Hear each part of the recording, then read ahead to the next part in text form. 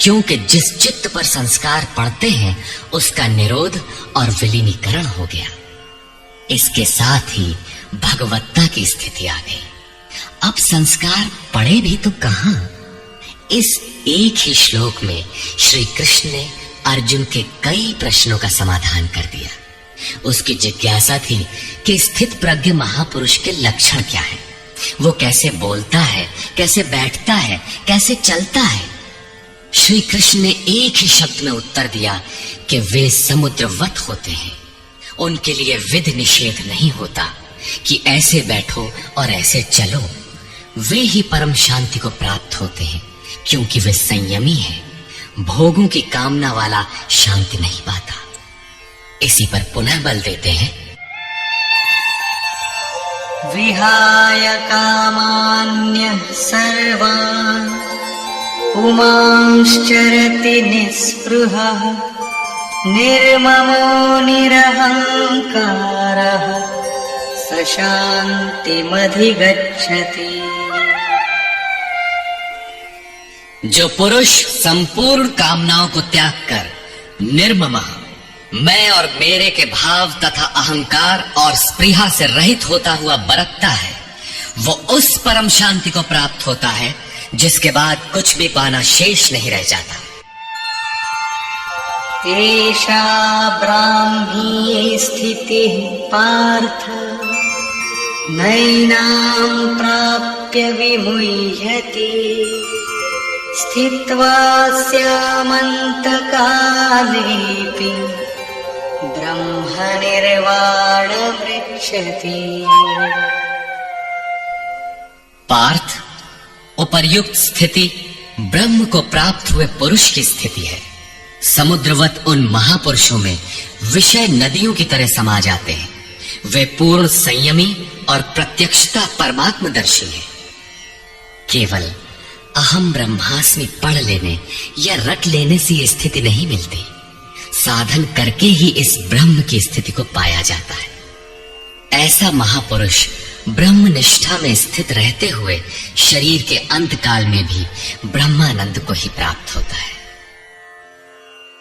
निष्कर्ष, प्रायः कुछ लोग कहते हैं कि दूसरे अध्याय में गीता पूर्ण हो गई, किंतु यदि केवल कर्म का नाम मात्र लेने से कर्म पूरा हो जाता हो तब तो गीता का समापन माना जा सकता है। इस अध्याय में योगेश्वर श्री कृष्ण ने यही बताया कि अर्जुन, निष्काम कर्मयोग के विषय में सुन, जिसे जानकर तू संसार बंधन से छूट जाएगा। कर्म करने में तेरा अधिकार है, फल में कभी नहीं। कर्म करने में तेरी अश्रद्धा भी ना हो, निरंतर करने के लिए तत्पर हो जा।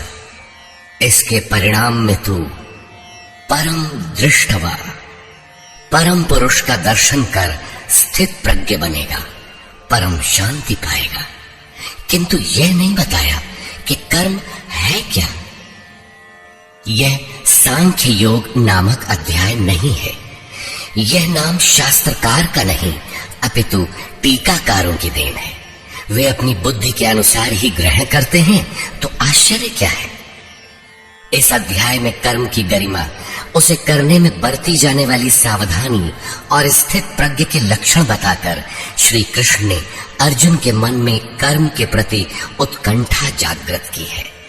उसे कुछ प्रश्न दिए हैं। आत्मा शाश्वत है, सनातन है, उसे जानकर तत्वदर्शी बनो। उसकी प्राप्ति के दो साधन हैं, ज्ञान योग और निष्काम कर्म योग। अपनी शक्ति को समझकर हानि लाभ का स्वयं निर्णय लेकर कर्म में प्रवृत्त होना ज्ञान मार्ग है, तथा इष्ट पर निर्भर होकर समर्पण के साथ उसी कर्म में प्रवृत्त होना निष्काम कर्म मार्ग या भक्ति मार्ग है। गोस्वामी तुलसीदास ने दोनों का चित्रण इस प्रकार किया है। मोरे प्रौढ़ तनय सम ज्ञानी, बालक सुत समदास अमानी। जनहि मोर बल निज बल ताहि, दुह कह काम क्रोध रिपु आहि।